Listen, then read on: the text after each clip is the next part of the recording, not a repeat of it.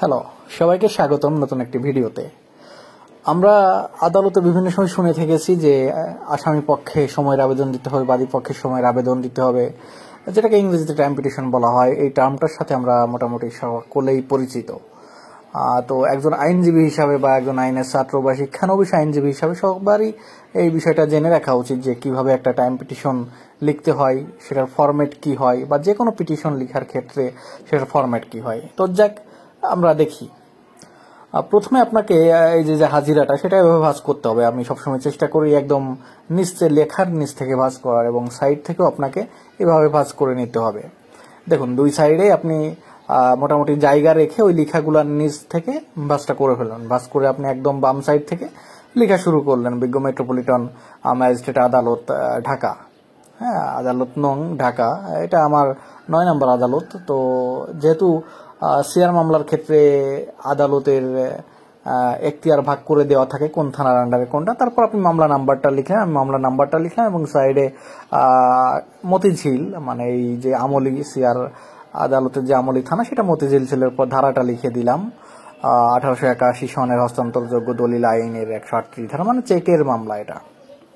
তো এই যে ফরম্যাটটা আপনি দেখবেন, এই ফরম্যাটে আপনার সকল পিটিশন আপনি ইউজ করতে পারবেন। এরপর আপনি লিখবেন বাদীর নাম, হ্যাঁ, নাম লিখে সাইডে টান দিয়ে বাদী লিখে দিবেন, বনাম দিবেন। বনাম দিয়ে আপনি 1, 2, 3 দিয়ে, আপনার যদি একাধিক আসামির পক্ষে টাইম পিটিশন তাহলে এরকম 1, 2, 3 দিয়ে না সবার নামগুলো লিখে তারপর আসামিগণ দিবেন।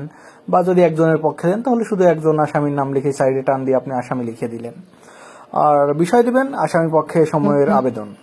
অনেক ক্ষেত্রে আপনার দেখা যায় যে যারা অন্য যে কোনো বিষয়ে জামিনের আবেদন বা আপনার অন্য যে কোনো পিটিশন দিলে আপনি সেখানে বিষয়ের জায়গায় সেটি লিখে দিবেন। তারপর আপনি বেসিক যে লেখাটা দরখাস্তকারী আসামি পক্ষে দরখাস্তকারী আসামি পক্ষে বিনীত নিবেদন, এই যে এভাবে লিখবেন। তারপর যেহেতু এটা একটা পিটিশন, টাইম পিটিশন, তো সেখানে জাস্ট আজকে মামলাটা কিসের জন্য দিন ধার্য আছে সে বিষয়টা আপনি উল্লেখ করে দিবেন 1 নং পয়েন্টে।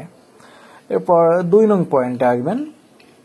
2 নং পয়েন্টে এসে আপনি উল্লেখ করবেন যে কেন আসামিরা আসলে আজকে আদালতে উপস্থিত হতে পারলো না, কি কারণ ছিল, সেই কারণগুলো আপনি উল্লেখ করে দেবেন। যেমন আমি এখানে উল্লেখ করে দিয়েছি আসামিগণ শারীরিকভাবে অসুস্থ এবং ঢাকার বাহিরে অবস্থান করছে, এই জন্য তারা আজকে বিজ্ঞ আদালতে হাজির হতে পারেন নাই।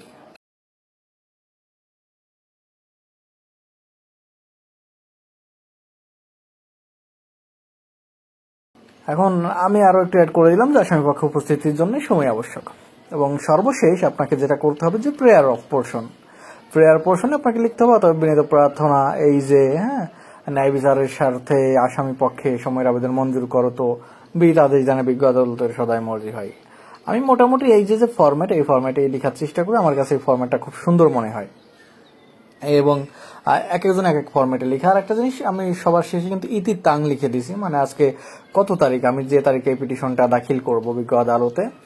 তারপরে যে দেখেন ঢাকা আদালতে এভাবে একটা অপশন থাকে অ্যাডভোকেটের সাইনের জন্য আলাদা হবে, সেখানে আমি আমার সাইনটা করে দিলাম অ্যাডভোকেট হিসাবে, আর আমার নামের শেষের তারিখ দিয়ে দিলাম।